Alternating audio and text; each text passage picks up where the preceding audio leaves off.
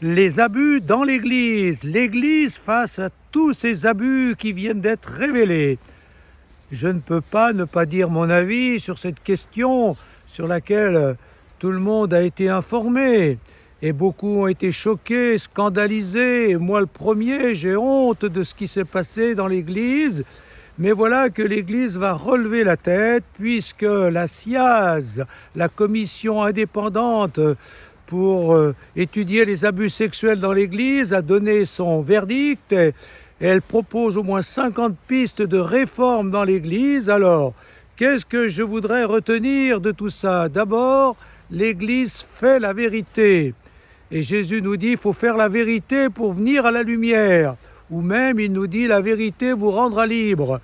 Bien, l'Église qui cachait la vérité ou qui n'était pas au courant de ce qui se passait, a enfin découvert qu'en son sein, les pires abus existaient, la pédocriminalité existait. Et donc l'Église, au lieu de cacher tout cela, a demandé une commission indépendante d'étudier la question, de voir vraiment ce qui s'était passé et de proposer des réformes. Donc, ce qui est intéressant, c'est de voir que l'Église a eu recours à une commission indépendante. Elle n'a pas dit, nous, en tant que représentants de Dieu, on n'a pas besoin de la société, on est au-dessus des lois, on est au-dessus de la société, on sait ce qu'on a à faire, Dieu nous dit ce qu'il faut faire. Non, l'Église, humblement, a reconnu ses faiblesses et a demandé donc à des croyants comme des incroyants qui font partie de cette commission d'étudier ce qui s'était passé et de proposer des réformes. Et voilà que donc on a vu tous ces abus et maintenant l'Église est en chemin pour vivre une grande réforme de purification. L'Église va repartir sur d'autres bases et cela nous donne de la grande joie, même si la vérité est toujours... Et si la vérité fait mal, là la vérité fait mal, mais au moins elle va nous libérer et nous permettre de repartir vers d'autres horizons. Et l'Église retrouvera sa crédibilité. Parce qu'une Église qui prêche la morale et qui fait le contraire, on ne peut pas l'écouter. Donc l'Église pourra retrouver sa crédibilité. Mais en même temps que ces abus ont été révélés, on a vu aussi qu'il y avait des abus de pouvoir. Et justement, l'Église va revoir sa manière de vivre le pouvoir. Le pape François a lancé un synode sur la synodalité pour dire, le pouvoir ne peut être entre les mains de quelques-uns, fussent-ils évêques, il faut que le pouvoir soit entre les mains de tous, que le peuple de Dieu, le peuple des chrétiens marche ensemble et que prêtres, laïcs, religieux, nous puissions décider de ce que nous devons décider ensemble de l'avenir. Voilà, donc c'est là encore une autre réforme, purification, mais aussi une autre manière de voir le pouvoir.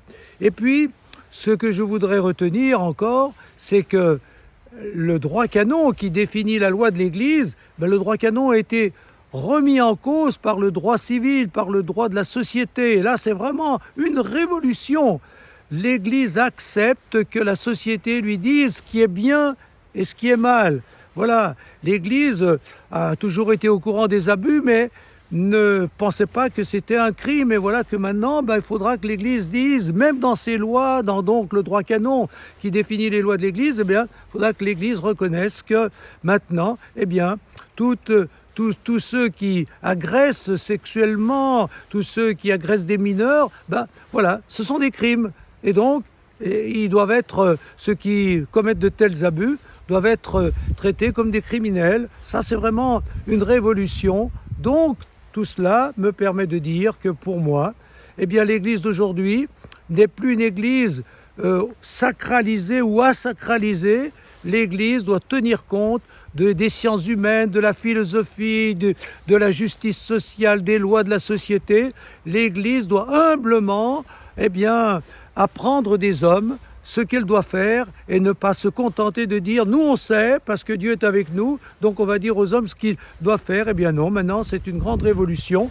Il faut marcher ensemble dans l'Église, mais il faut marcher ensemble dans la société pour créer un monde meilleur. Et donc, tout le monde, croyant ou incroyant, nous avons tous à travailler ensemble pour qu'il n'y ait plus tous ces abus, pour qu'il y ait plus de vérité partout et pour qu'il y ait plus de respect partout et pour qu'on vive une vie meilleure, personnelle et collective, tous ensemble. Marchons ensemble.